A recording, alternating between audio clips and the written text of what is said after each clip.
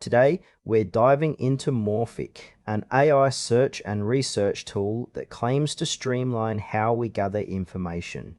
But does it live up to the hype?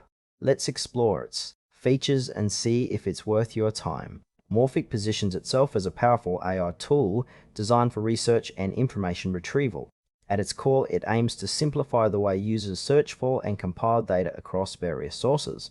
The user interface is clean and intuitive, making it easy to jump right in, even if you're not particularly tech savvy. One standout feature is its ability to aggregate information from multiple platforms, which could save a lot of time for anyone from students to professionals. However, while the concept is appealing, some aspects feel a bit vague. For example, the depth of sources it pulls from isn't entirely clear, and I found myself wanting more transparency around how the AI processes and ranks the information. Overall, Morphic seems geared towards users who need quick access to a variety of data, but it could benefit from clearer explanations about its functionality and the technology behind it.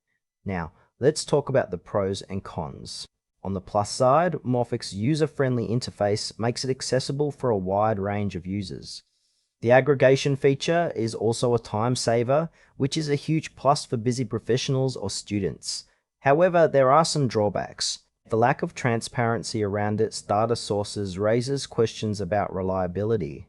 Some users may find the search results lacking in depth, especially if they're looking for highly specialized information. Also, without clear pricing details available up front, it leaves potential users wondering about the value proposition. In summary, while Morphic has the potential to be a helpful tool, it might not suit everyone, especially those who rely on rigorous research. So, who should consider Morphic? If you need a straightforward tool for quick research, it might be worth a try. But if you're after in-depth analysis or specialized data, you may want to explore other options.